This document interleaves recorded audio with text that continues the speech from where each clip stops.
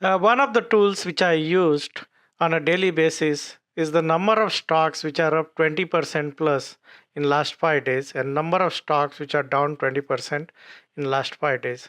So if you look at it currently, and this is calculated by finding out stock which is up compared to its 5 days price, it's up 20% plus, and it should have a minimum volume of 100,000. And I only look at stocks which are priced above 5 for this particular study. Now, when you look at this particular study currently, you're going to find that there are very few stocks which are up. 15 stocks are up 20% plus in the last 5 days, and you can see which stocks are up. So it serves two purposes. One purpose is to understand the nature of 20% moves, what themes are working, what are the kind of stocks which are showing up. Like you'll notice that there are solar stocks here. You have Chinese stocks which have started to make a move in recent times. So you have solar as a theme which has come in. And basically, obviously, there are always biotechnology stock in this particular thing. And you have a couple of these stocks like Day and GS which are buyouts. So if you take the buyouts out, you'll see biotechnology and solar and some Chinese stock has started making a move. And that's the one use of this particular thing.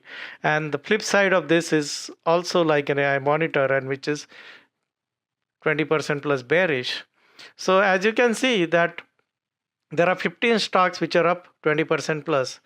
But at the same time, there are only 16 stocks which are down 20% plus. So it's not as if there's a lot of selling happening. Typically, when you have less number of stocks up 20% plus, you have a lot of selling going on. But you see currently, there's not much of a selling which is going on.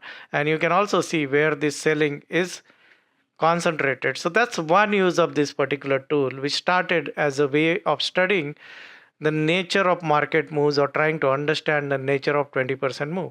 But when I started using this particular tool, it allowed me to find another use for this particular tool. And the another use for this particular tool is to use it as a market timing tool.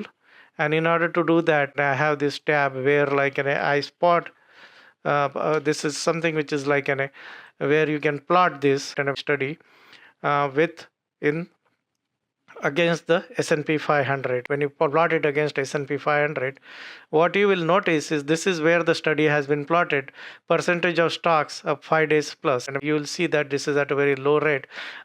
This particular thing takes into consideration price as 3 as against my study which is 5. So that's why you see the difference in number of stocks. But what you will notice is when you look at this study over a long period of time, is whenever these readings go very low in the region of around 25, 26, the market tends to bounce back.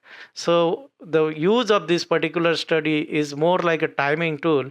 When the study becomes very low and it leads to a bounce, so the breadth of 20% studies acts like an oscillator. Very high readings which were here resulted in a pullback, and very low readings result in buyers stepping into the market. And this is a common behavior. You'll see again here the reading went to as low as 11, and then there was a deep buyers came in and there was a leg there. And again you'll see here there was a deep buying, and then the reading came to very low, and when the reading came to low, then buyers stepped in. And when there are very high readings, that leads to correction. So currently, based on the 20% study, the probability is high that we'll get a bounce from here.